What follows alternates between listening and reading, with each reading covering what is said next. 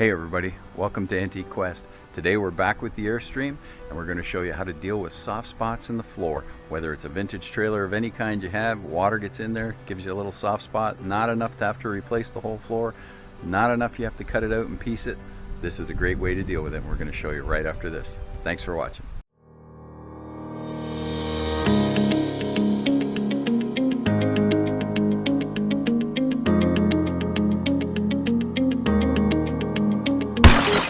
Airstream's coming along and we've gone ahead and just put some floor paint down. We're going to put flooring on top, so I just wanted to clean it up because I may have to use it for an antique show coming up, and I'd rather throw the mattress on a painted floor than unpainted. But as you can see here, we have two spots. This one in particular, it's just a little spongy, and over here you see how that gives a little way. Now, no one's going to be standing right against the wall, but there is a way to harden that up without cutting it out. And over here, which if you've been following us, you know, over here we did cut out the bad piece and put in a full replacement piece. Now over here, it's still really good wood, still really hard, but this was the spot that we wanted to deal with the most. Now, it's not, you know, I can stand there no problem, and there's going to be a cabinet there, so no one's actually going to put any weight on there, but still I'd like to firm it up. Now I do have the trailer leaning this way, so I put it on a driveway, so everything's going to run that way. And what we're using today is called East Systems. Now you can find this at your marine supply store, and what this is for is basically exactly what we're doing. It's for hardening up spongy wood, and of course boats are going to run into this problem more than we are. This one's leftover I had from the last job. I had to buy some new hardener, and I did have to buy part A, but I may not need it, and it comes wrapped like that just to keep the air out, so it's probably a good idea to wrap it back up when you're not using it. Now what we do, this is the hardener and this is the main part.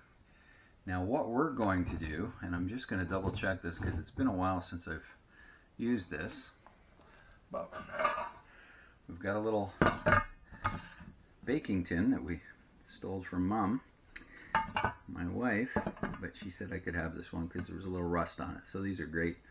So we're going to mix this up with the hardener, but I'm going to thin it out with Varsol.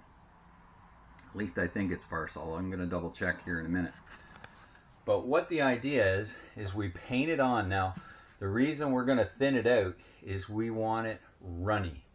And I've got the Airstream tipped like this, so my idea is that it's going to soak into the wood and run into that channel where the wood's going to be at its worst, is going to be in that channel. And all this soft wood, it is going to harden up to a rock. It's going to have like a glass-like finish on it, but you don't want to put it on full strength because then it won't have time to absorb into the wood.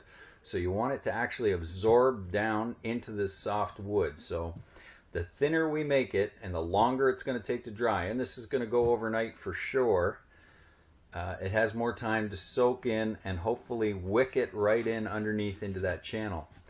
Now as we go along, it's going to get harder and harder, and then eventually we're just going to be putting a film on the top. So we'll show you how that works, but I used this on the back end of our 66 Airstream where the bathroom was and the water was coming out, and it softened everything right underneath where everything was dripping down, and you could literally push the wood up and down. And after doing this coating for about a week, it hardened up just like a rock, and it was as good as new. And I didn't have to cut out and take out huge sections of floor. So if you've got something like this where it's just, you know, it's had some leaks, it's a little spongier, but it's not terrible, then I would suggest East Systems, and it's an epoxy resin, a marine epoxy. And you may, if you're in the West Coast, I think they actually call it West Systems. I don't know what the difference would be, but I remember when I went looking, I was looking for East and West Systems, and I ended up with just this. So that's what you want, and we'll show you how it works. Alright, after some quick checking, What I used the last time was acetone to thin it out just slightly so it would absorb into the wood. Now, according to West Systems online information, they suggest that you heat the wood rather than thin it because it changes the characteristics. I am going to thin it. In some cases you still need to, and in my case where I want it to wick underneath, I'm going to opt for thinning it. But when I come back to the final coat, I'm not going to thin it at all. So I'm just going to use full strength, which is 5:1 parts hardener to part A. And I just wanted to read this right here for you. Uses: this epoxy system may be used as a clear coating, as a laminating resin, or as a structural adhesive for wood or fiberglass, also used for dry rot repair. So it's exactly what we need for this situation we have right here, and that'll have a nice glass-like coating on it, and then we can lay our floor down. And we'll just put a little bit over there. Doesn't really need it, but better safe than sorry while I have everything out. And I might even run just a little bit around that edge. It does have to be paint free, and it says clean. Well, that's as clean as I'm getting it without getting into sanding. So we're gonna go ahead and mix it up.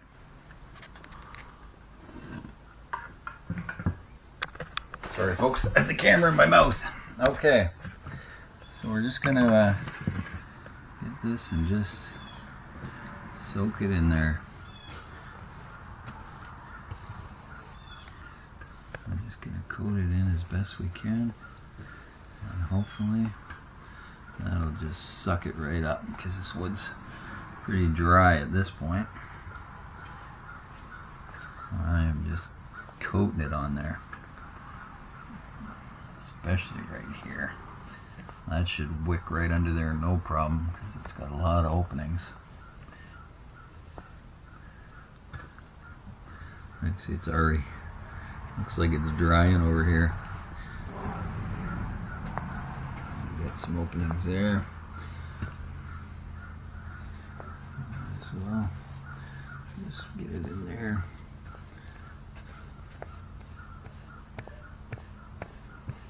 I mean, it's only right at the edge because it's been coming down the wall, the water, at some point.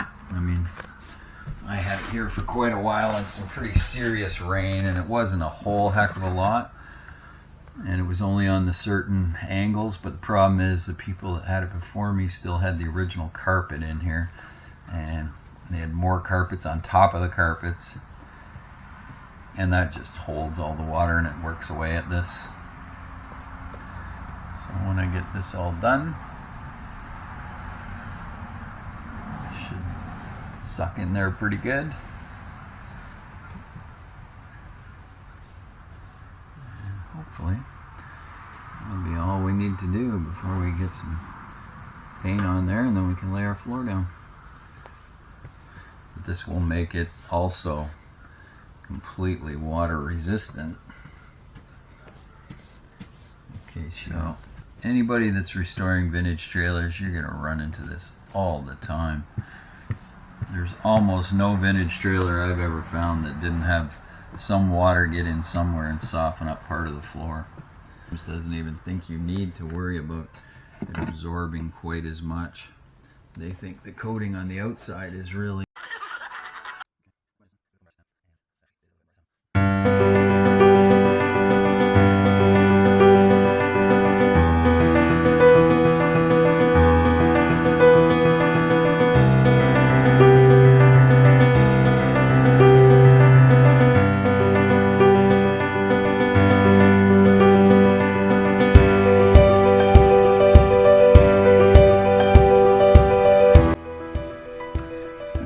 Day two, after 2 coats, come in, and yeah, it's hard as a rock. The floor is good, hard. So that stuff just does a great job.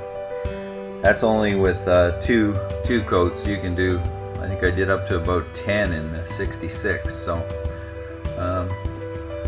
there you go, folks. And we managed to get our international plaques off the other Airstream we're salvaging, which covered our speaker holes perfectly, and this one had better rivets. So I might replace the old gray rivets that I used on this first one. I like that look of silver, and we've got all the windows done now. They're all painted.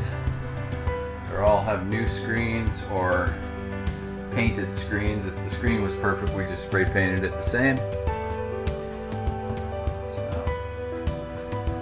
now we get to move on to a new step, which is probably going to be getting the new flooring in.